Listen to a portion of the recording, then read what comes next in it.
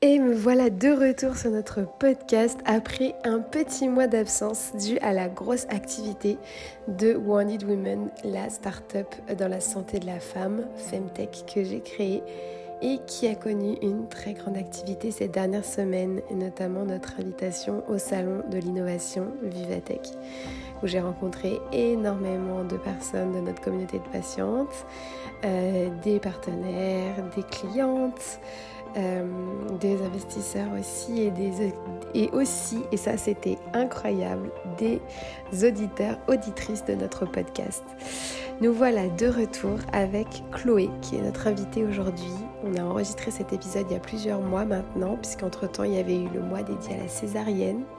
Et donc je suis très heureuse de vous présenter aujourd'hui cet épisode très riche, très fort, avec Chloé qui est d'une résilience incroyable, qui œuvre pour la relation soignant-soigné. Elle aussi travaille avec les hôpitaux. Vous allez découvrir son histoire. Elle travaille au rapport au corps, le self-esteem. Elle nous parle aussi d'investissement sur soi et comment elle a investi notamment la photo. Et elle a surtout une voix extrêmement solaire et c'est une femme incroyable. Elle est aussi montée sur scène pour parler de son histoire et vraiment poser des mots sur sa résilience. Je vous laisse en compagnie de Chloé, un épisode très solaire pour cette reprise et je vous demande de lui envoyer beaucoup d'amour en commentaire. Je vous laisse avec Chloé. Bel épisode!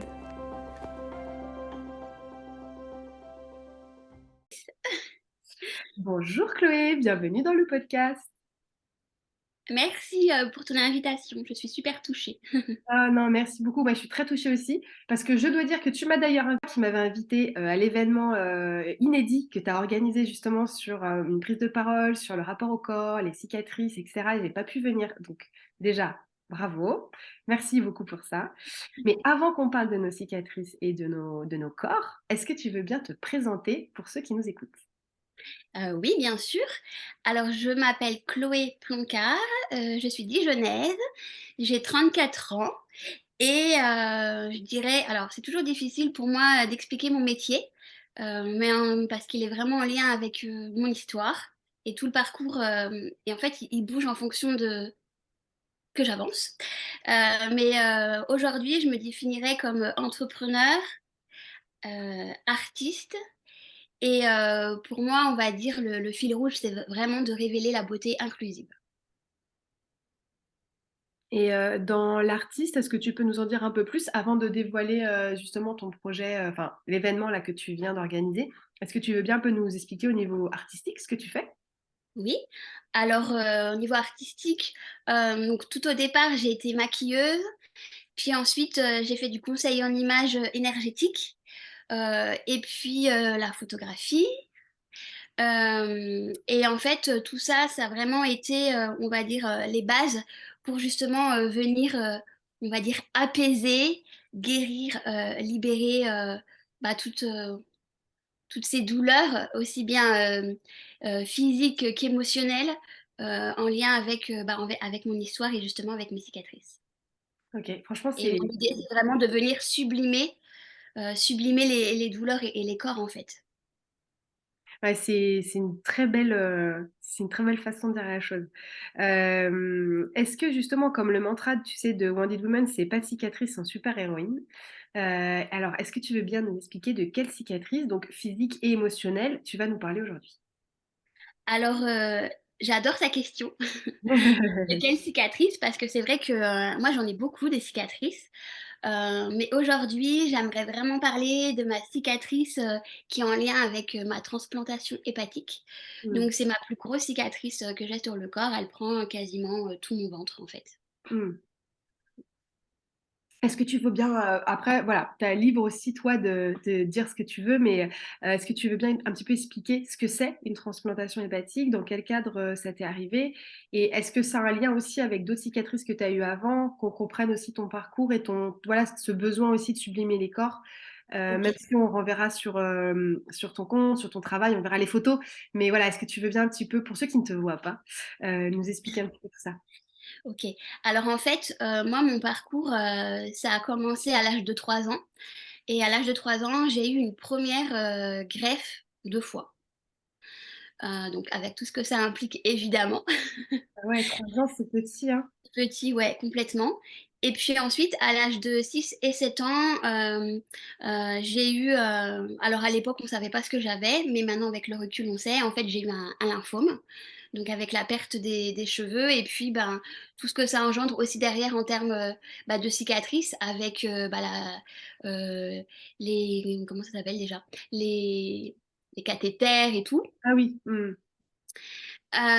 Et puis, bah, les cicatrices émotionnelles avec la perte des cheveux qui a été quand même hyper douloureuse, Ouais, tu quand as même. 6-7 ans, c'est vrai que c'est difficile, quoi. Mmh. Pas facile, ouais.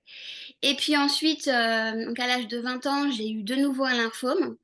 Là, ça a été, bah, pareil, la perte des cheveux et bah, la cicatrice, parce qu'en fait, c'était un ganglion à laine, enfin, en tout cas, le plus gros ganglion. Du coup, j'ai une cicatrice à laine, Mmh. plus, la chambre implantable. Et puis après c'est fini. Ma deuxième greffe de foie en fait que j'ai eue en 2011. Donc là, bah, alors j'ai eu la chance, en fait, ils ont repris l'ancienne cicatrice de la première greffe, pour pas refaire des cicatrices, donc ils ont rouvert, de la même façon en fait. Mais c'est vrai que, enfin voilà, au-delà des cicatrices physiques, ça a fait quand même, pas mal, de choses émotionnelles, bah, à vivre en fait et à Oui, traverser. bien sûr. Et juste pour qu'on comprenne, là, tu disais la chambre, elle est nécessaire à quel moment quand tu as le lymphome pour qu'on se rende compte La un peu? chambre implantable, Oui. bah, c'est pour faire passer la chimiothérapie, donc en fait, c'est dès le départ. C'est, pour éviter de Ah oui, le pack. ouais, le PAC! Ah oui, J'appelle oui. ça une chambre implantable moi, mais Dans le cadre d'un lymphome, tu as une chimio? ouais, tu as une chimio. Ah d'accord. Bah, ça, c'est bien aussi pour expliquer un petit peu aux personnes qui écoutent, qui pourraient se poser la question. Donc, Mmh. oui, donc c'est le pack, le petit, on va dire, carré, entre guillemets, qui est sous la peau et qui permet de faire passer des produits et notamment la chimio. Et Exactement. effectivement, Ça tu fait l'as quand même eu, des petites cicatrices, hein. voilà, Mmh. tu l'as eu à 6 ans, donc la première fois. La première, ouais, 6 ans. Alors à l'époque, c'était pas des PAC justement, c'était plutôt c'était horrible. C'était, en fait, ça s'appelait des cathéters et en fait, on avait vraiment un fil qui ressortait de la peau, Ah oui, tu ouais, vois? ouais, je vois. Et après, ça a évolué la médecine, heureusement, et du coup, ça ne se voyait plus. Oui, donc ça devait être très difficile parce que si 7 ans tu perds tes cheveux, tu as ce corps étranger en fait en permanence parce que c'est vrai que le pack il est là mais il est quand même sous ta peau donc a priori c'est quand même Ça se voit, mais moins. je minimise pas mais je veux dire ça se voit moins et puis le fait que le cathéter il ressorte, j'imagine ça devait en plus ça devait se frotter dans tes vêtements, ça devait être super désagréable, ça devait C'est faire mal. C'était un peu glauque. Ouais, ouais. Non, c'est vrai que c'est déjà parcours de résilience, ça commence très jeune. Et puis j'imagine aussi peut-être là un peu de peur, peut-être aussi te demander est-ce que ça va revenir, est-ce que tu y pensais? Oui. Ouais, complètement, j'ai grandi avec la peur d'être malade tout le temps Ah et ouais. du coup, je me souviens mes médecins qui me disaient un truc, qui était enfin moi à l'époque ça m'énervait, c'était, «La peur n'évite pas le danger». Ouais, super. Merci, mais super, Alors, merci. Donc voilà. Bon, d'un côté, ils ont raison. Enfin, avec le recul, je me dis qu'ils disaient ça pour que je vive malgré tout. Mais c'est vrai que j'avais quand même toujours ce truc, bah, de peur, ouais, que ça revienne, qu'il m'arrive encore un nouveau truc. oui, Enfin et voilà. puis j'imagine qu'à cette époque-là, on ne parle pas de sophrologie, on ne te parle pas de, j'en sais rien, mais tu vois, typiquement, bah, avec le cathéter, aller nager, j'imagine que c'était pas possible. Non, c'était pas possible. Pas de Voilà. bain. Alors que clairement, ça aura pu être quelque chose qui aura pu t'aider. Voilà, j'imagine que même à 20 ans, on ne te parle pas de yoga. Enfin, je veux dire, Non, non, non. Bah, puis c'est vrai qu'à l'époque, de on en parlait vachement visualisation. moins. Mm. Oui, puis de visualisation, c'est-à-dire qu'en fait, aujourd'hui, on a aussi des parcours de soins qui sont pas encore forcément satisfaisants. En revanche, on a quand même maintenant plus connaissance de disciplines, de thérapeutes, qui peuvent quand même nous aider à faire de la visualisation, peut-être de la méditation. Tu vois, par exemple, là, dans l'épisode qui est sorti la semaine dernière sur la sophrologie, on parlait justement de est-ce que quand on va se faire opérer, en quoi la sophrologie peut aider, justement, tu sais, à mettre le corps aussi euh, plus au calme, éviter de produire trop de cortisol parce que ça va pas être bon non plus pour l'opération, et pour la récupération. Donc j'imagine que tout ça à l'époque, t'en bénéficies pas. Donc, Alors quand j'étais jeune, pas du tout. Et par contre, j'ai fait de la sophro quand j'ai eu mon lymphome à 20 ans. ah, Mais c'est vraiment moi, enfin c'est moi, enfin moi, ma mère surtout, qui a trouvé ça. Et ça m'a beaucoup aidé. Alors moi, ça m'a aidé pas forcément par rapport à tout ce que tu expliques, mais en tout cas par rapport à l'acceptation, tu vois. oui, oui, oui aussi, oui, bien sûr, oui, bien sûr. L'acceptation de la maladie, voilà. C'était Ouais. plutôt ça, parce que j'étais un peu dans le déni et le rejet. Mais c'est vrai que tu vois, je me souviens pour ma deuxième greffe, avant il a fallu justement enlever cette chambre implantable parce que j'ai eu un staphylocoque là. Ah, Et super. ouais, super. Et du coup, ils ont essayé l'hypnose sur moi, voilà, pour l'enlever et ça a pas marché. Mais après, je sais que ça n'a pas marché parce que moi, à l'époque, j'étais encore dans énormément de traumatismes, bah, du bloc opératoire, etc. Et du coup, ça n'a pas fonctionné parce que j'étais trop dans la peur, l'émotion et le traumatisme. Donc voilà, ça n'a pas fonctionné à l'époque. Mais oui, donc l'hypnose, c'est vrai que c'est intéressant parce qu'aujourd'hui, il y a plein de choses qui sont sous hypnose. Mais maintenant, ouais, ça se Ouais. fait pas mal et c'est vrai que c'est chouette. Mais faut être réceptif, effectivement. Et il faut être dans des Exactement. conditions où tu peux, enfin, quelque part où tu es prêt à te dire l'hypnose peut suffire. Enfin, c'est quand même aussi un Exactement. Je pense divertissement. qu'il y a un état d'esprit. Et Ouais, moi, ouais. à l'époque, c'était en mode on m'emmène au bloc et là, on essaye l'hypnose, tu vois, parce que ça s'est fait un peu dans un courte durée. Genre, on voit que j'ai un staphylocoque, bim, on enlève. Il n'y a pas eu de temps de Et, préparation.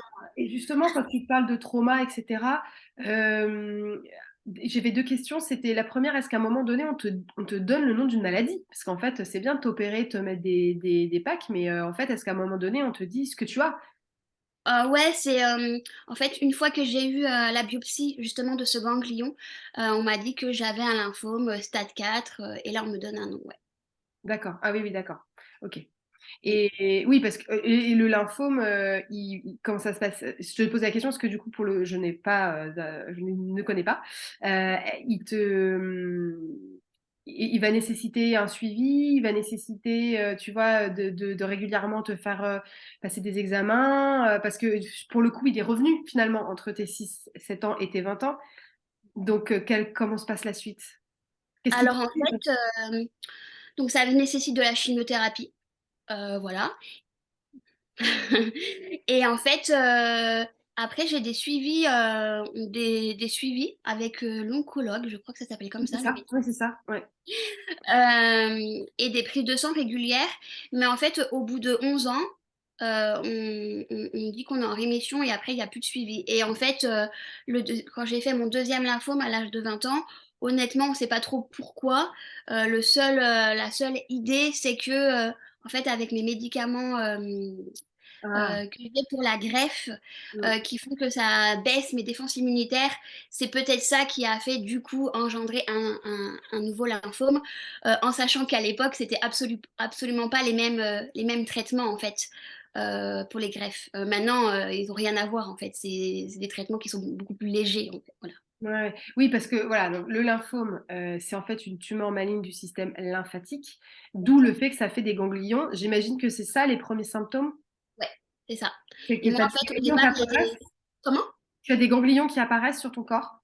Ouais, alors moi c'était surtout un, mais moi je suis quelqu'un qui minimise tout, et du coup j'ai quand même attendu qu'il fasse 14 centimètres, Ah, ah tu ouais. vois. Ouais. Alors qu'avant on le voyait déjà, mais bon, voilà, je me disais, oh c'est rien. Et voilà, j'ai attendu qu'il fasse 14 centimètres, et du coup après on a été chercher un peu plus loin, et en fait il y avait d'autres ganglions même à l'intérieur de mon corps, tu Oui, vois. c'est ça, qui ne sont pas visibles. Et Ouais. tu avais des douleurs? Est-ce que ça fait partie aussi des symptômes? Ouais, les douleurs. Alors j'avais bah, mal à ce ganglion justement, vu qu'il était à l'aine, j'avais du mal à marcher. Et puis j'étais épuisée et énormément de fièvre sans raison apparente en fait. Ah oui, ah oui, bah oui, bah oui. Et justement, ce que je voulais te demander, c'était donc par rapport au trauma, quand tu dis oui, j'avais des traumas par rapport au bloc, c'est les traumas quand tu avais 6 ans, 7 ans, c'est ça? Je pense, alors c'est difficile à dire, je pense que c'est plutôt des traumas en lien à ma première greffe, tu vois, quand j'avais 3 ans. Ah, d'accord, d'accord. Je pense que c'était, je pense que c'était plus en lien avec ça. Parce que Sur la ligne, je me souviens pas trop, mais c'était des trucs que mon corps il se souvenait, tu vois. oui, c'est ça, ça va être des odeurs, ça va être des bruits Les peut-être. bruits, la sensation de froid, Ouais. tu vois. Puis les bruits chelous et la lumière étrange. Mmh. Et ça, enfin, tu vois, ça c'est pareil, c'est des choses quand c'est enfoui. Est-ce que dans ton quotidien ça revient ou est-ce qu'en fait tu te le prends plutôt en boomerang à la fois d'après finalement quand le lymphome revient et que tu dois de nouveau être traité? Ou est-ce que c'est quelque chose dans ton quotidien tu sens quand même qui est présent? Parce que tu sais, le problème des traumas, c'est qu'avant de pouvoir le prendre en charge, il faut se rendre compte qu'on en a un. Et parfois, ben, c'est pas si évident que ça. Donc, comment ça se manifeste? Toi, tu disais justement à un moment donné, quand c'est à tes 20 ans, tu disais ben, justement j'ai les traumas qui reviennent, etc. Mais voilà, est-ce que dans ton quotidien, ça se manifestait aussi? Honnêtement, je peux pas dire que ça se manifestait, dans le sens où je savais que c'était un trauma, mais j'avais un mal-être hyper profond. Tu vois ce que je veux dire? Mm. J'avais un mal-être profond, j'avais un peu, peur de tout, tu vois? Mm. Des angoisses? De l'angoisse, du stress, hem, je vivais un peu dans ma bulle, en fait. Donc je peux pas te dire que c'est tu vois? C'était un mal-être profond qui, je pense, est en lien avec ça et après, bah, ça revient en boomerang comme tu dis, quoi. Où Ouais. là, tu fais: «Ah oui, c'était ça». D'accord. Et comment tu vis ta vie de petite fille et d'adolescente justement avec ces angoisses, avec alors ces angoisses liées au trauma, plus les angoisses d'être malade, et puis t'as les temps où tu as le bac aussi, enfin ton bac, pas le bac, mais le cathéter à cette époque-là. Comment tu vis ta vie de petite fille, d'adolescente, toi, à ce moment-là? Je le vis mal, et en fait, j'en voulais à la terre entière parce que pour moi, la maladie, bah, déjà l'adolescence, c'est compliqué pour tout le monde. Mais là, quand la maladie, elle se rajoute, bah, c'est super compliqué. Du coup, en fait, ouais, j'en voulais à la terre entière. C'est comme si la maladie, elle avait volé toute ma vie, tu vois? Et du Mm, coup, bah, je fais une crise d'adolescence, fois 1000, fois 1000 avec, tout ce qui va avec, c'est-à-dire, des comportements, autodestructeurs, en fait, tu vois? mm, Une mauvaise fréquentation, et cetera, parce que j'en ai marre et que je me demande pourquoi moi pourquoi c'est si injuste, tu vois? mm. Non, mais bien sûr. Non, Sport, tu vois? ouais. Non, mais ce que je veux dire, c'est que c'est important parce qu'en fait, on s'imagine les gens qui connaissent pas la maladie ou etc. Ils peuvent penser que en gros, t'es pris en charge et que quand t'es plus pris en charge, t'es guéri et que ça va. Alors qu'en fait, c'est pas du tout le cas. Non, pas Non, mais du ouais, tout. tu rigoles, mais bah oui, parce qu'en fait, il y a tous les à côté. Il y a vivre au quotidien avec une maladie, alors chronique ou dans ton cas, des douleurs quand même, des risques que ça revienne. Enfin, vivre avec la peur d'un cancer, c'est quand même difficile. Tu vois, à un titre comparatif qui n'a rien à voir, mais moi, je fais des cancers de la peau liés notamment aux UV. Tu sais, j'ai ma cicatrice ici, j'en ai deux. Et moi, je sais que en gros, je peux en refaire à tout moment. Donc, c'est chapeau, c'est crème solaire. Et c'est comme du stress, tu vois. C'est une grosse charge mentale. Et c'est pour ça qu'encore une fois, c'est pas le même niveau de gravité. Mais ce que je veux dire, c'est que vivre avec le stress d'être malade et qu'en plus, ça peut être grave parce que derrière, si tu fais des chignos, c'est qu'a priori, c'est grave. C'est très lourd. Et j'imagine du coup que tu avais, en fait, entre les moments où il fallait t'opérer, tu n'avais pas de suivi particulier, même psychologique. J'allais voir une psy, mais ça me saoulait. Ouais, voilà, enfin, c'était Ça me pas adapté. saoulait, enfin Ouais. voilà, bah, ma mère m'a emmenée voir la psy parce que voilà, elle voyait bien que mon comportement était quand même un peu dangereux. Donc voilà. Mais c'est vrai que, en fait, c'est compliqué. C'est comme si t'es enfant et t'as une vie d'adulte avec les responsabilités d'adulte et la charge mentale d'adulte. Il faut Ouais. penser au cachet, il faut penser. Alors oui, t'as tes parents qui me préparent mes cachets et tout, mais moi, ça me saoule en fait de devoir prendre des cachets à heure régulière tous les jours. Enfin, tu vois. Ouais. Enfin, Ça, tu c'était vois les très cachets bien. pour les greffes. Ouais, pour les greffes, pour la greffe, et puis ouais, d'avoir toujours un peu cette peur et tu te rends bien compte qu'en fait, il y a plein de trucs que tu peux pas faire alors que les autres enfants, ils le font. Rien qu'aller à la piscine, prendre un bain, moi aussi je devais être enduite, de crème solaire à cause des effets, secondaires Oui. des Ah médicaments. oui, bien sûr. Mmh. Donc tu te rends bien compte qu'en fait, oui, tu as une vie, mais elle est, différente. Tu es comme dans une bulle de surprotection et que tu peux pas vivre pleinement, en fait. C'est comme si tu étais handicapé, tu vois? Il y a un Ouais. truc qui te Oui, contient. et encore une fois, à part tes parents évidemment, mais sans un environnement qui le prend en compte. Complètement. Et sans autres enfants comme toi, ce qui rend, j'imagine, le sentiment d'isolement et de solitude assez fort. Ouais, complètement. C'est Ouais. exactement ça. Et comment Seul au tu... monde. Ouais, c'est dur, mais c'est important d'en parler parce que tu vois, peut-être qu'il y a des parents qui écoutent le podcast, qui ont des enfants, qui ont des maladies qui sont lourdes comme ça, et tu vois, qui se diront, OK, donc comment on peut faire pour améliorer aussi le quotidien de notre enfant, au-delà de l'aspect médicamenteux, parce que tes parents, t'es pas infirmier, enfin, tu vois, c'est pas... Exactement.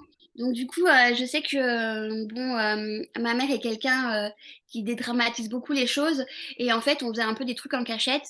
Je m'explique. Par exemple, j'avais pas le droit d'aller au cinéma, tu vois, parce que trop de microbes au cinéma et tout. Donc du coup, on allait quand même au cinéma, mais par exemple à 14h parce qu'il y a moins de monde, tu vois, on n'allait pas y aller un vendredi soir à 21h, quoi, tu vois. Ouais. Donc voilà, et on y allait. Bon, on fait attention, mais voilà, pour essayer quand même d'avoir une vie malgré tout, en fait. Hmm. Non, mais c'est Et je me suis... super. Et comment ça se passe après, donc après l'adolescence, quand tu deviens adulte, donc bon, après tes 20 ans où tu as de nouveau le lymphome, comment ça se passe à la suite pour toi? Alors, du coup, mon lymphome m'a quand même bien calmée dans cette crise d'adolescence existentielle. Donc, j'ai mon lymphome, donc du coup, 6 mois de chimiothérapie.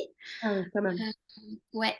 Et puis, ben, en fait, ça a été ce qui a été le plus dur, entre guillemets, c'est que bah, à l'époque, c'est comme si toute ma vie s'était écroulée. Mes amis m'ont lâché. Ah ouais, à cause de Mes la amis maladie? m'ont lâché, ouais, à cause de la maladie. Donc, je pense qu'ils ont eu peur, tu vois. En même temps, à 20 ans, voilà, on n'est pas à 30 ans, quoi, tu vois. C'est autre chose. Et puis, bah, tu vois, tu as toute ta vie de femme qui se construit. Au final, tu perds tes cheveux. Donc, ça a été super compliqué pour moi toute cette période. Et puis, en plus, j'étais censée rentrer dans une école, à l'école d'éducateur où j'avais eu le concours. Et en fait, bah, là, à ce moment-là, on m'annonce que j'ai mon lymphome et que du coup, bah, je pourrais pas rentrer à l'école d'éduc, quoi. Donc, Hmm. du coup, il y a un peu tout qui s'écroule. Et au final, donc je fais les traitements, je prends soin de moi, je mets un peu ma vie sur pause, sur arrêt. Et ensuite, bah, petit à petit, je commence à reprendre ma vie en main quand tout ça est terminé et que j'ai plus la force, en fait, de pouvoir reconstruire ma vie. Donc, c'est-à-dire que bah, je peux enfin rentrer à l'école, je fais de la danse, je retourne à la danse pour essayer de retrouver aussi une vie sociale et me retrouver faire des amis. Et en fait, petit à petit, tu vois, ça s'est reconstruit comme ça. Et de fil en aiguille, de rencontre en rencontre, en fait, bah, je me dis, je suis vivante, c'est génial, donc en fait, je vais saisir toutes les opportunités, en fait. Ouais. Et en fait, et même si j'ai la trouille, je fonce. Et c'est comme ça aussi, grâce à une rencontre où je fais mon premier shooting photo. Et là, en fait, ça a été bah, une révélation parce que j'étais hyper mal dans mon corps, dans ma peau, j'avais peur de tout. Et là, je vois une photo de moi et je me dis, waouh, ça c'est moi, je suis, mais genre, enfin, désolée l'expression, mais je suis sur le cul, tu Je vois. suis canon!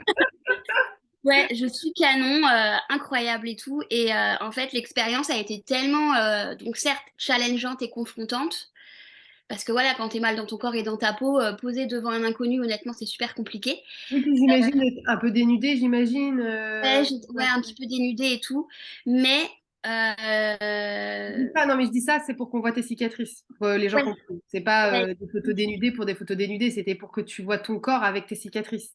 exactement.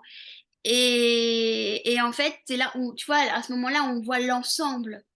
On voit pas que les cicatrices. Et du coup, bah là, je me dis, ouais, même si c'est super compliqué et challengeant comme expérience, je vais continuer. Mm. Je vais continuer tellement, en fait, c'est super épanouissant. Et au-delà du résultat de la photo, ça m'aide à, ça m'aide à m'ouvrir parce que bah, je suis devant le photographe, il faut bien que je lui parle, en fait, même si je le connais pas, tu vois. Ouais. Et du coup, ça me permet de m'ouvrir au monde. Et Et en fait, tu dirais, c'était à quel âge ce shooting? Je devais avoir 22 ans, tu vois. Ah ouais, donc c'était peu de temps après. Et tu dirais que c'est le début de ta nouvelle vie? Ouais, complètement. Complètement. Alors là, à l'époque, je sens comme un nouveau truc qui est en train de s'ouvrir, tu vois. Ah, c'est Ouais. super. Mm. Et c'est vrai que tu vois, la photographe avec qui on a fait les photos, tu sais, de la lingerie, Sarah, elle avait cette fibre justement, tu sais, de thérapie par la photo. Ouais. Et en fin de compte, c'est aussi pour ça que moi je l'avais choisie, parce que j'aimais beaucoup la bienveillance de son regard, tu sais, par les photos qu'elle faisait. Et que forcément, on allait voir les cicatrices pendant le shooting, donc il fallait que ce soit vraiment respectueux de chacune. Donc j'aimais beaucoup son travail. Et tu vois, depuis, bah, elle s'est formée encore plus, etc. Donc là, elle a carrément ouvert son studio photo pour faire de la thérapie photo. Oh, Et on avait fait même un live justement pour en parler parce que tout le monde ne connaît pas forcément. Et c'est super que tu puisses en parler ici parce que les gens pourraient penser que c'est comme une crise d'ego ah ou oui. que c'est, tu sais, très égocentrique. Mais en fait, il faut comprendre aussi que quand tu as des cicatrices ou que ton corps il a été malmené comme ça, parce que ça peut être aussi des pertes ou des grosses prises de poids aussi à cause des traitements, Exactement. Exactement. tu te regardes pas en fait. C'est-à-dire que par exemple, tu te regardes pour te coiffer ou te maquiller ou t'habiller, mais tu te regardes pas. C'est-à-dire tu te zappes, Ah oui. tu regardes, ok, je me coiffe, je regarde mes cheveux, je me maquille, je regarde mon visage, mais tu te regardes jamais dans l'ensemble de ce que tu es. Et finalement, tu fais un déni de toi-même. Et là, la photo te Complètement. permet de te retrouver. Et je trouve ça, enfin, c'est formidable. Tu vois, à toi, tu montres à quel point, par rapport à ton parcours, ça a été déterminant dans ta vie, quoi. Ah mais complètement. Enfin, je sais que ça a changé complètement ma vie parce qu'en fait, ça a changé tout le regard que je me portais, aussi bien physique, mais du coup avec tout l'impact psychologique que ça a derrière, tu vois. Et c'est marrant que tu parles de crise d'ego parce qu'au bout d'un moment, je me suis aussi posé la question, tu vois, il y a pas longtemps, en me disant, mais en fait, c'est peut-être un peu égocentrique de faire la photo. Enfin, tu vois, des fois, je me pose des questions à Ouais, moi. Et en fait, je me rends compte qu'au final, je ne pense pas vraiment parce que tout dépend de l'intention dans laquelle tu es, mais bien tout sûr. simplement. Si j'ai envie de te dire, si tu as envie de te faire prendre en photo pour te voir autrement, parce qu'en fait, tu te vois par les yeux du photographe, j'ai envie de dire, tu fais ce que tu veux. Exactement. Tu vois. Donc, Exactement. Donc, ouais, donc voilà. Non, et c'est vraiment quelque chose que je recommande à tout le monde. Alors franchement, je comprends que ça peut faire peur, ouais. enfin, voilà, c'est super compliqué, hein, c'est une démarche qui est compliquée, mais c'est vraiment quelque chose que je conseille à tout le monde. D'ailleurs, j'ai écrit un article de blog pour comment préparer sa première séance, Ah, super, faut etc. le mettre dans les références, je le note. Ouais, parce que déjà, est-ce qu'on choisit un homme ou une femme? Parce que c'est pas le même regard, donc selon qu'est-ce qu'on veut montrer de soi. Enfin voilà, enfin, en tout cas pour moi, il y a toute une préparation en amont, pendant et même après quand on reçoit les photos. Et je trouve que c'est quelque chose qui est important aussi à savoir ouais, et à prendre en compte pour que tout se passe bien et que justement on vive l'expérience pleinement, même si c'est difficile, parce que c'est Oui, juste génial en fait. en fait, il Mm. faut que ce soit difficile, le fait de dire, OK, je me déshabille, je pose. Pas le fait de se dire, je suis mal à l'aise dans l'endroit, je suis mal à l'aise avec la personne. Exactement, exactement. Faut que le Et seul en truc plus, soit et de tu se vois, dire, je le fais, quoi. exactement. Et puis tu vois, je me dis, au final, on n'est même pas obligé de se dénuder tout de suite. Ça peut être au fil de la séance ou même bah, la première séance, c'est trop compliqué. C'est pas grave. Enfin, je veux dire, il n'y a pas d'objectif à atteindre. Le but, c'est d'être en sécurité avec soi et que si on sent que c'est pas le moment, mais c'est pas le moment. C'est Oui, déjà top d'avoir été faire la démarche, tu vois. ouais. Et surtout que, par exemple, bah déjà, ça dépend où sont les cicatrices. Tu Exactement. vois, typiquement, je pense à Lucie, que j'avais eu la chance d'interviewer aussi. Alors, à l'époque, c'était pas dans le podcast, c'était des portraits que je faisais sur la page, qui fait aussi partie des femmes qui ont testé la lingerie, etc. C'est une femme extraordinaire. D'ailleurs, elle est devenue coach de vie. Et elle, sa cicatrice est sur le ventre. Mhm. Et justement, comme toi, dans sa résilience, elle est passée par le shooting photo. Mais j'ai envie de dire, entre guillemets, elle a juste à soulever son t-shirt, tu vois. Par exemple, la césarienne, c'est très proche du pubis. Donc déjà, bon, il faut que tu te sois épilé. Non, mais c'est quand même très proche de l'intimité. Les Exactement. cicatrices de mastectomie, c'est pareil. Je dis pas que c'est plus simple ou plus dur, hein. Je fais pas de hiérarchie. Je vais juste te dire que la démarche vis-à-vis d'un inconnu ou d'une inconnue, voilà, c'est pas forcément la même. Exactement. Ah bah, c'est sûr, En hein. fonction de où est la cicatrice, le dénudé que ça peut demander, voilà, c'est quand même, Ça dépend. Et d'ailleurs, j'allais dire, il y a des professionnels, je parlais de Sarah, mais il y a des professionnels qui sont spécialisés dans la thérapie par la photo. Et je pense qu'il faut se tourner plutôt vers ces personnes-là parce que typiquement, si on n'arrive pas à se dénuder, comme tu dis, bah, ils vont pouvoir nous accompagner, nous donner des conseils. Peut-être qu'ils vont prévoir aussi du temps plus long, donc on va pouvoir faire une pause. Exactement, ouais, c'est sûr. Enfin, voilà. Et du coup, donc, toi, tu as fait ce premier shooting photo qui, donc, dès le début de ta nouvelle vie. Ouais. Est-ce que tu en as refait? Qu'est-ce que ça a changé dans ta vie tout de suite? Vas-y, raconte-nous un petit peu, du coup, ce nouveau chapitre. Alors du coup, c'était tellement génial en fait. Quand j'ai vu cette photo, ça a fait waouh. Donc du coup, je me suis dit, je continue. Euh, voilà, et on verra bien où ça me mène. Et du coup, bah, c'est devenu une vraie passion. Donc franchement, je devais faire un shooting par semaine, tu vois, à peu près. Donc en fait, moi, j'ai eu un processus un peu à l'inverse. C'est-à-dire que moi, au départ, je voulais pas qu'on voit mes cicatrices. C'était déjà pour me réapproprier mon corps, reprendre confiance en moi et surtout m'ouvrir sur l'extérieur. Donc j'ai trouvé toutes, mais alors tout, les stratagèmes possibles et inimaginables pour pas couvrir mes cicatrices. Donc ça pouvait être posé sur le ventre, mettre un body, mettre un bustier, ou dans le pire des cas, Photoshop. Et du coup, il y a eu ça a duré un moment, hein, tout ça. Et en fait, au fur et à mesure, quand même, que le temps passait, me rendais compte, quand je faisais par exemple du nu ou de la lingerie et qu'on avait effacé tout, parce que j'ai aussi plein de vergetures et tout, je me disais, franchement, en termes de beauté sociétale, tu vois, c'est super beau, le corps il est parfait, etc. Donc en fait, je me suis vue comme j'aurais pu être. Ouais. Tu vois, c'est ça ce que je veux dire? Mais dans mon intériorité, je me disais, ouais, mais c'est pas moi, tu vois. Mm. Et je pense d'avoir eu ce truc-là, C'est une étape, en fait. complètement, c'était un passage. En fait, d'avoir pu me voir comme j'aurais pu être, mais si j'avais été mannequin, enfin, tu vois, ça m'a quand même aidé à me rendre compte qu'au final, il manquait un truc. Donc au final, ça a été super nécessaire dans la démarche. Et petit à petit, après, bah, j'ai dit, bon, allez, maintenant, on arrête, on va essayer d'accepter bah, le brut, le vrai, et au final, le vivant, la vie de mon corps. Et du coup, j'ai été plus dans une démarche bah, sans Photoshop mais ça s'est fait vraiment progressivement. Donc, par exemple, au départ, ok, on voit mes cicatrices, mais on va faire un décor dans une mise en scène poétique, tu vois, parce que moi, j'adore tout ce qui est poétique et féerique. Donc, pour compenser, on va mettre une belle mise en scène et petit à petit aller vraiment, bah, moi, seule, comme je suis, tu vois. Ça a été toute une démarche, en fait, Et t'as de déconstruction et de reconstruction. et t'as mis combien de temps à faire cette démarche? Jusqu'aux photos, vraiment, où on te voit que toi avec les cicatrices? 8 ans, Ouais. tu vois. Donc beaucoup d'années. Beaucoup de photos et beaucoup de rencontres et avec bah, en parallèle beaucoup de travail sur moi et d'introspection en fait. Et du coup, donc, tu fais tout ce travail pendant ces 8 ans. Est-ce que tu continues ton travail d'éducatrice? De travailleur social? Oui. Alors, pendant ces 8 ans, donc, je suis formée, je suis dans le social et tout. Et au bout d'un moment, au bout de 3 4 ans, j'arrête et je monte mon entreprise, en fait. Ah, Tu voilà. vois, Donc, donc, dans les 8 ans, il y a quand même même professionnellement, il y a une coupure, ouais. et qu'est-ce que tu crées alors à ce moment-là? À ce moment-là, je crée une entreprise de make-up, de maquillage, de maquilleuse. Pour maquiller des femmes qui sont dans des moments difficiles et qui ont besoin de se mettre en valeur? Alors, à l'époque, absolument pas.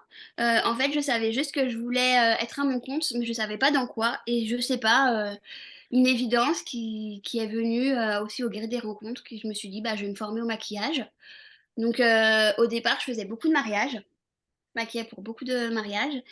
Et en fait, petit à petit, je me suis rendu compte que mes mariées, elles avaient tout un point commun, c'est qu'elles n'avaient absolument pas confiance en elles et qu'elles étaient flippées à l'idée que le jour de leur mariage, on ne voit qu'elles.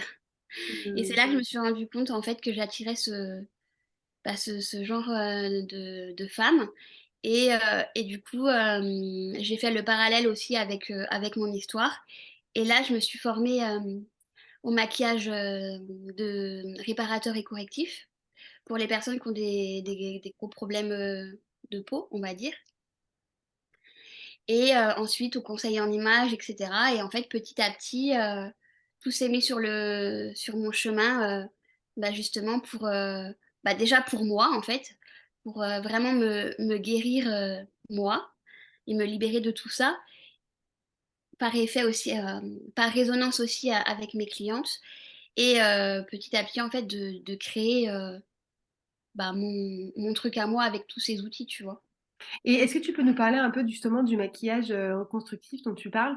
Je savais même pas qu'il y avait une formation pour ça. Est-ce que tu peux nous en parler un petit peu et qui ça concerne? Alors en fait, c'est une formation que j'ai faite, bah, justement à Paris et c'est des techniques, très spécifiques pour les personnes, bah, qui peuvent avoir, un angiome ou une cicatrice sur le visage, ou alors qui ont été des personnes qui ont été brûlées, enfin tu vois? Qui ont quelque chose en tout cas qui est difficile pour elles et c'est des techniques de maquillage, on va dire, assez spécifiques D'accord. pour, hem, Atténué? pour atténuer, mais en fait surtout mettre en valeur quelque chose, Ah oui, pour pas heu, qu'on regarde la cicatrice. voilà, en fait, faire un espèce de «trompe-l'œil» entre guillemets, de mettre en valeur une autre partie du visage et du coup, on va oublier, tu vois? C'est pas forcément une optique de camoufler ou de Oui, oui, cacher, oui. Non, je c'est comprends. plutôt une optique de révéler une autre partie du visage pour que, on oublie et je trouve que ça fait une espèce de tableau vivant, enfin, en tout cas, moi, ça m'a beaucoup plu. Ouais, c'est beau le mot de révéler. Je trouve que ça, enfin, ça va bien dans ta mission aussi aujourd'hui. Et alors, et du coup, comment tu arrives à donc l'événement que tu as créé il y a quelques semaines, dont tu vas nous parler justement, quel est le cheminement qui arrive jusque-là? Et puis, qu'est-ce que c'est que cet événement unique que tu as créé? Alors en fait, comme je disais, moi, j'ai toujours saisi les opportunités et là, alors c'est pas un événement que j'ai créé, mais en tout cas auquel j'ai participé. Oui, oui. C'est, donc, 2 personnes qui ont créé un cursus qui s'appelle Monter sur scène et en fait, l'objectif, c'était, de nous accompagner. Donc on était 6 femmes. Alors c'était le casting de l'univers, hein, il pouvait y avoir des hommes, mais on était des femmes. Et on a été accompagnées pendant 9 mois à, à accoucher, c'est vraiment le mot, du message unique qu'on voulait, déposer au monde, le soir du 14 mars 2023, au théâtre du Gymnase à Paris. Et en fait, pour vraiment aller au plus profond de nous, avec, ce truc de si on meurt le lendemain, est-ce qu'on aura tout dit? Tu vois? Comme ça, on allait vraiment, bah, au cœur du message, et ça nous a permis aussi de faire des choix parce qu'on n'avait que 15 minutes donc bah, ça permet de Ah ouais. faire des choix, tu Ouais, vois? ça demande une très grosse préparation parce que ça te demande une introspection énorme. Et ensuite, il faut que tu synthétises tout. C'est un gros travail, hein. Exactement, d'écriture, de qu'est-ce que je veux dire, d'écriture, et en fait l'idée c'est qu'au-delà des mots, ça soit une performance artistique. Fallait voilà, qu'il y ait quelque chose, d'artistique. Donc du coup, ouais, ça demande un gros travail aussi d'écriture, d'apprentissage et bah, d'incarnation parce qu'il fallait pas enfin moi ça a été mon plus gros problème, c'est qu'après je récitais mon texte, tu vois? C'était pas vivant et du coup, bah, voilà, on s'était préparés, il y a eu des moments très, franchement, il y a eu des moments, vraiment de souffrance et douloureux parce que, bah, tu as toutes les peurs, en fait, qui Ah remontent. oui, oui, parce qu'en fait, si tu dois incarner, il faut les vivre, donc tu es obligé de les laisser Exactement. revenir. Ouais, c'est pour ça, hein, c'est très courageux, hein. Et puis, tu vois, toutes les peurs de, «Mais attends, avec tout ce que j'ai vécu, je suis déjà» enfin, en tout cas, moi, c'était ma peur, c'était: «Avec tout ce que j'ai vécu, je suis déjà vivante, donc je vais peut-être pas prendre trop de place». Donc monter sur scène, c'est peut-être un peu, trop, tu vois? Tu vois, ce truc de un peu, «Qui je suis pour faire ça?» enfin, voilà, Ouais, un tout ce syndrome de l'imposteur, quoi. complètement. Donc voilà et puis, bah, après, donc moi mon sujet, en tout cas le titre de mon passage, c'était, «Sublimer son corps et son histoire». Heu et heu et du coup, ben, forcément j'ai utilisé, la photo, et j'ai aussi écrit une ode à mon corps, justement. Ça veut dire qu'il y avait des photos qui défilaient derrière toi pendant que tu parlais? D'accord. Oui, sur un écran de 5 mètres. Ah oui, donc Fallait avoir, ça fait des frissons en fait là. Je t'imagine sur scène avec les photos là, ça me fout des frissons partout. Ouais, c'est fallait que toi tu sois en paix avec tout ce que tu avais à dire.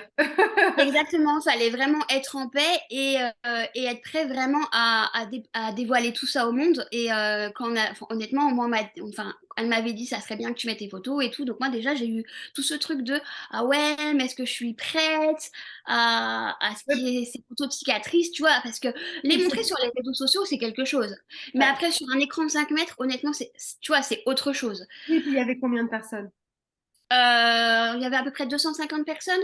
Voilà, donc 250 inconnus et c'est pas des likes sur un réseau social, ils sont en face de toi quoi. Donc Exactement. ouais. Exactement. Donc du coup, il y avait tout ce, tu vois, ce truc intérieur. Puis après, je me suis dit, mais en même temps, si je suis là, c'est pour faire ça. C'est ça mon message. C'est ça qui me tient, enfin, c'est ça que j'ai envie de dire. Et donc voilà, ça a été mon leitmotiv. Et j'ai fait, allez go, allez go. Et en fait, bah, tu te rends compte. Après, avec les retours, mais que c'est juste. Enfin, je suis juste ravie de l'avoir fait, parce qu'avec le retour, on se rend compte que bah, juste avec un simple témoignage, entre guillemets, à quel point ça a pu aider des gens, mais vraiment, tu Bah vois. oui, bien sûr. T'as eu des retours tout de suite sur place? Sur place, ouais, sur place. Bah, bah, déjà, les applaudissements. Et ensuite, il y avait, après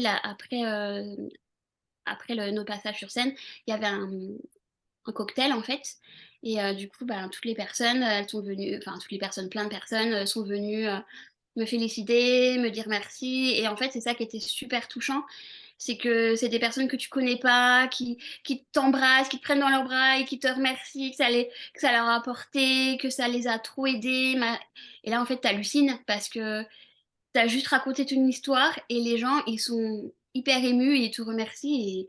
Et en fait, ça a été une vague d'amour incroyable. Et c'est ce que je disais à des copines, c'est que j'avais l'impression d'être bourrée, en fait. J'étais bourrée à l'amour, vraiment. C'était hyper étrange comme sensation.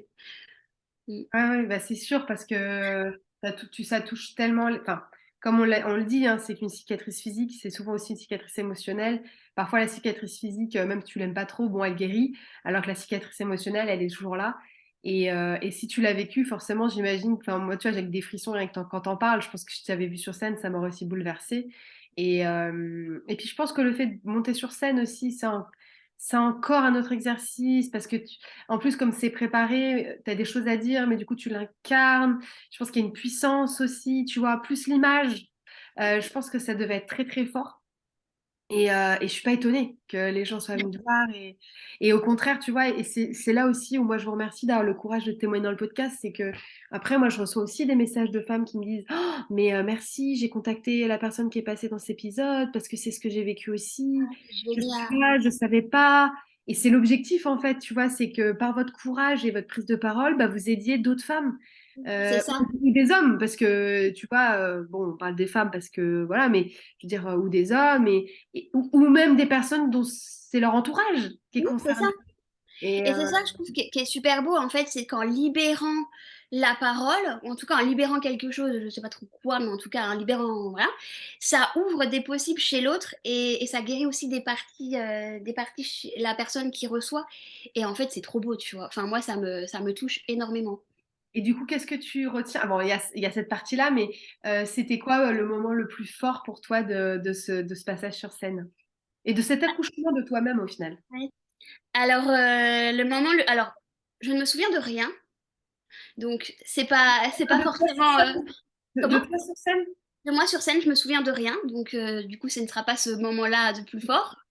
Ou alors peut-être ça allait vu que je me souviens pas, je ne sais pas. Mais ce qui a été le plus fort pour moi, en fait, c'est que mes médecins donc, sont venus me voir. Donc je le savais, hein, donc ils venaient me voir. Et en fait, c'est quand je suis sortie des loges et qu'ils étaient là. Et que d'ailleurs, j'ai eu un moment de flottement parce que je ne les ai pas reconnus sur leur blouse blanche. Et en fait, donc ils m'ont félicité et tout, ils étaient super émus. Et c'est quand ils m'ont dit, Chloé, on va t'appeler et tu vas nous aider. En fait, là, moi, ça m'a bouleversée et c'était le moment le plus fort parce que je me suis dit, Waouh! Moi qui étais tant en lutte et en bataille avec l'hôpital, le monde hospitalier, voilà, moins j'y allais, mieux je me portais, tu vois. Et là, en fait, voir qu'en fait, c'était comme si il y avait une espèce de d'apaisement et de guérison qui est en train de se créer dans la relation, tu vois, avec l'hôpital, et que moi, ils m'avaient quand même, on se le dise, ils m'ont aidé à être vivante, hein, et que moi, à mon tour, j'allais les aider. Tu vois, ce truc de ensemble, on va s'aider pour que. Mais en fait, ça, waouh, tu vois, mais même encore aujourd'hui, ça m'émeut énormément. Euh, de voir qu'au final, bah, les relations se sont apaisées, se sont guéries et que chacun a son rôle, on va s'aider pour que les choses bougent en fait. Je trouvais ça trop beau, tu vois. Mm. Ah, c'est sûr, c'est hyper beau parce que ils veulent te faire intervenir pour aider des patients, c'est ça, pour rencontrer des Ouais, personnes malades. pour les patients, mais aussi pour eux. Pour eux par rapport à leur pratique pro. Ah oui, pour dans l'approche des patients, etc. Ah. Exactement. Ouais. Et est-ce que tu te souviens de quelques phrases de ton texte que tu pourrais nous lire ou pas? Ouais. Si tu veux, hein. C'est Ouais, bon. ouais, carrément.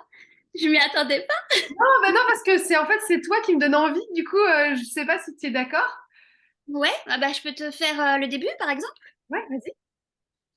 Alors, le début, j'avais envie en fait de faire un petit truc un peu suspense et tout. Et du coup, c'était toute petite. J'ai eu la chance de recevoir un don. Un don incroyable d'amour et d'humanité. Un véritable don de soi et de vie. Un voyage entre les mondes. C'était un ton d'organe. Et pour ma part, c'était le foie. Et ce, 2 fois. Ah, c'est beau. C'est mon début. Ah, c'est déjà des frissons là, tu mets les larmes aux yeux. Ah, c'est super. Non, c'est vraiment, je regrette de ne pas avoir pu venir, ça devait être incroyable. J'espère qu'on pourra voir quelques images. C'est vraiment super. Non, merci beaucoup. Et tu t'es tellement lumineuse là, on te voit pas. Enfin, les auditeurs te verront pas, mais tu es tellement lumineuse là quand tu te mets à réciter là, tac, tu t'incarnes là, c'est incroyable. Merci, ça me touche. Ah non, vraiment, j'aurais adoré venir. Je regrette vraiment enfin, je regrettais déjà, mais je regrette encore plus. Euh, qu'est-ce que, est-ce que sur ce parcours, tu as envie de rajouter des choses, peut-être la suite? Qu'est-ce que cette nouvelle étape finalement, ce nouveau chapitre que tu ouvres, qu'est-ce que vers quoi il t'emmène en fin de compte? Alors, il m'emmène vers l'inconnu, vraiment. Mais comme tout grand passage dans sa vie, je crois. Mais en tout cas, moi, ce que j'ai vraiment envie, c'est, bah, comme je disais, de travailler main dans la main avec les hôpitaux. Aussi bien pour les patients que par rapport ouais, à la relation soignant-patient. Pour moi, c'est super important. Ça m'a aussi vraiment donné envie de continuer enfin voilà, le côté artistique, parce que pour moi, en fait, tous nos corps, cicatrices ou pas, c'est des œuvres vivantes. Donc j'ai vraiment envie que les choses bougent par rapport à ça, par rapport aux critères de beauté, aux référentiels ouais, de mode et de corps en fait. Ça ne me plaît pas comme c'est fait aujourd'hui. Donc j'ai vraiment envie de continuer de faire bouger les choses par rapport à ça. Donc en, en complétant encore mon book pour ensuite démarcher, tu vois, pourquoi pas des lignes de magazines de lingerie, etc., pour que bah, voilà, les corps avec des cicatrices soient représentés. C'est super important pour moi parce que c'est vrai que, tu vois, Oui, de non, grandes... je vois ce que tu veux dire, je te faisais signe parce que nous, on a la création de Wonder Woman, c'est justement de la. Bon, il n'y a pas que ça, mais dans l'émission, c'est soulager les femmes avec une lingerie justement innovante. Mais toi, là, tu es plutôt en train de dire, parce que moi, je serais ravie pour les prochains produits que tu viennes. Plaisir! Mais là, toi, tu es plutôt en train de dire, pour la lingerie classique, il faut Ouais, aussi qu'on voit des corps bah euh, ouais, différents. Et c'est vrai que parfois, on peut voir, des fois, le handicap est représenté, mais c'est vrai que le côté corps abîmé, oui.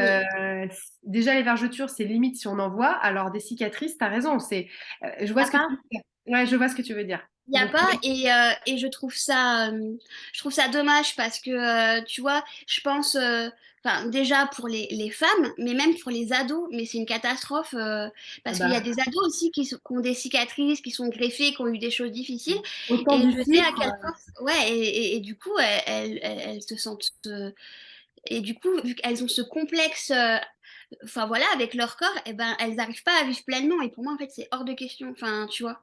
Donc voilà. Il y a tout ça que j'aimerais. En fait, voilà, c'est vraiment mettre en valeur bah, le corps vivant qui a une histoire et qui est très beau parce qu'il est vivant, donc c'est génial, quoi, tu vois. Hmm. Donc voilà. Et surtout, ça représente. Et surtout, tu n'es pas. Enfin, toi là, dans ton cas, ou moi, ou toutes les femmes de la communauté, et les femmes qui sont concernées sont bien plus importantes que notre communauté, mais c'est loin d'être une minorité. Mais C'est-à-dire qu'en fait, clairement, on ne le sait pas clairement. parce qu'on est habillé, mais les femmes qui ont, comme toi, eu des greffes, alors au niveau du ventre, ou les femmes qui ont des mastectomies, les femmes qui ont des célioscopies, les femmes qui ont des césariennes, les femmes qui ont eu des maladies digestives, sur toute cette partie du corps qui, en général, puisqu'elle est proche des parties intimes, donc poitrine ou bas-ventre, elles sont en général couvertes, donc en fait on ne le voit pas, c'est pas vu du monde. Dire même les gens, même les femmes qui ont des stomies, qui ont des poches de stomie, c'est sous les vêtements, ça se voit pas. Je vois pas, ouais. Et en fin de compte, c'est loin d'être une minorité. Donc pouvoir justement, comme tu dis, toi incarner ces corps que j'aime bien, Magali de mon carcinome oui, mon carcinome tête de licorne qui dit le corps modifié. J'aime bien parce qu'en fait, c'est vrai que des fois, même moi, je parle de nouveau corps, mais c'est pas un nouveau corps, c'est toujours ton corps. C'est juste Mm. qu'il est différent. Et c'est vrai de pouvoir incarner ça, franchement, ce serait très fort. Bravo, Fran, si tu peux mener ça à bien pour nous toutes, ce serait génial. Bah, en tout cas, j'essaye, mais c'est vrai que, enfin voilà, ouais, j'ai vraiment à cœur de faire bouger les choses, ouais, par rapport à ça, c'est super important en fait. Et de dire, ouais, voilà, comme tu disais, même le message aux femmes plus jeunes en disant, c'est pas parce que ton corps est différent, a été modifié par la maladie, par un accident, que t'es moins jolie. Et oui, il est différent, mais voilà, t'es loin d'être la seule. Exactement. Et tu peux aussi te voir en beauté, quoi. C'est Ouais. la façon dont on se regarde. Et que ta vie, elle est pas finie en fait, loin de là, tu vois. Mm. Et puis il y a aussi des cicatrices, faut le dire, qui s'atténuent avec le temps. Les cicatrices, ça met 24 mois à finir leur modélisation, en fonction de là où elles sont, de la manière est-ce qu'elles sont sur des zones de frottement ou pas, est-ce qu'elles sont exposées aux UV ou pas, elles vont aussi potentiellement s'atténuer. Et ça, parfois, c'est bien de le savoir, parce qu'au début, tu peux avoir très peur. Tout comme te dire, si tu n'en prends pas soin, bah, malheureusement, elle s'atténuera peut-être pas. Donc, ça aussi, non mais je veux dire, tu vois, euh, je trouve que c'est un message quand t'es pas dans la maladie, que ça tombe dessus, que c'est ta première cicatrice qui a fait 20 centimètres. Il C'est rassurant que toi, tu puisses incarner ça, mais aussi de se dire, y a des solutions, enfin, il y a voilà. des solutions, tu vois. Et ça, c'est formidable parce que ça ouvre la porte à un après. Alors que quand on vit ces parcours-là, alors j'ai On a évidemment, l'impression qu'il se passera plus rien dans notre vie en fait. exactement, ta Mais vie c'est sûr. s'arrête à l'heure d'après, quoi. Donc, ouais. Mm, Alors qu'en fait, il y a encore plein de belles choses à vivre. mm, Voilà. mm. Mais c'est sûr que quand on est face à ça, c'est compliqué. Et du coup, si tu devais donner des conseils aux femmes qui nous écoutent, qui vivraient des parcours similaires aux tiens, quels sont les trois ou moins messages que tu voudrais leur délivrer? Alors, déjà, leur dire que leur cicatrice, ou en tout cas leur corps, ne les définit pas. Ça ne définit pas qui elles sont, ni leurs valeurs. Enfin voilà, pour moi, c'est très important. Euh, Ah oui. De comment expliquer? Enfin, on en a un peu parlé, mais de vraiment enfin, je sais que c'est plus facile à dire qu'à faire, mais en tout cas, essayer de pas se focaliser sur la cicatrice ou en tout cas la partie du corps qu'on n'aime pas, mais vraiment de regarder l'ensemble en fait. Et même quitte à des fois se regarder en se disant et comment avec un regard extérieur. Ah, elle est comment cette femme, tu vois? Parce que quand c'est soi, on a toujours un regard beaucoup plus dur. Mais si on regardait de l'extérieur, elle est comment cette femme? Bah en fait, peut-être qu'elle est très belle. enfin, c'est pas peut-être, c'est même sûr, mais tu vois, se détacher aussi de ça. Et puis, dernière chose, c'est, ok, on a des marques sur le corps, que ce soit des cicatrices, des vergetures, des cathéters, enfin, peu importe. On a des marques, mais au final, de se dire c'est quoi son histoire à cette marque et de voir que ben, au-delà de la douleur et de la souffrance qu'il y a eu derrière, il y a forcément eu quelque chose de chouette. La Et fierté. peut-être que le plus chouette, c'est juste que on est vivant, enfin en tout cas vous êtes vivante et il y a la vie. Et voilà, se laisser porter par ça. Ouais, et puis la fierté, parce qu'en fin de compte, c'est aussi pour ça que je disais, tu sais, pas de cicatrice sans super-héroïne. C'est pas genre on est des super-héroïnes, genre on peut tout mener. Non, c'est pas ça. C'est que tu as des cicatrices. Chaque jour, tu marches et tu te lèves Mhm. avec tes cicatrices et l'histoire qui va avec. Avec, Dans ça, tu es une super-héroïne parce que ça veut dire que tu fais preuve de résilience. Et donc, clairement. tu peux être fier de ton histoire et tu peux être fier de toi de mettre un pied devant l'autre chaque jour. Donc, ouais, merci beaucoup pour ces conseils, ils sont magnifiques. Merci beaucoup. Et puis, tu sais, quand je fais les ateliers, je demande toujours est-ce que vous trouvez belle? Alors, je demande déjà est-ce que vous regardez? Non, je ne regarde Ah jamais. ouais, non, ça m'étonne pas trop. Belle. Est-ce que vous êtes fier de vous? Et des fois, quand on vient de faire un cercle de parole, même moi, quand je pose cette question, je suis très émue parce que je Mm. sais qu'elles le sont, mais qu'elles n'en ont pas confiance. Mm. C'est souvent là où tout le monde pleure. Ah Et, oui. et même moi, ça m'émeut, alors que c'est pas mon histoire, c'est la leur. Mais tu vois, même moi, quand je pose cette question, ça m'émeut. Et du coup, je vais te la poser. Est-ce que tu es fière de toi aujourd'hui? Oui, complètement.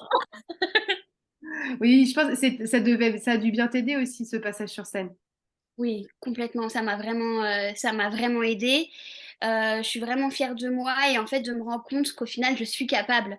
Je suis capable d'écrire, je suis capable de parler, je suis capable de plein de choses, en fait, choses qu'avec toutes ces histoires de vie là, je pensais être plus capable de grand chose, tu vois. Mais c'est des histoires qu'on se raconte tout simplement. Donc, Tu veux dire du franchement. fait de la maladie? Ouais, bah oui, oui, parce que tu vois, avec toutes les hospitalisations et tout, tu vois, enfin voilà, ma scolarité, moi, ça a été n'importe quoi. Et du coup, bah après, tu doutes un peu de tes capacités, de tes compétences. Ouais, la Et sanction de la note qui forcément ah, c'est est ça, jugeante. Elle est jugeante de toute manière. Alors que toi, tu exact. ne fais pas pleinement de tes capacités. Ouais, ouais.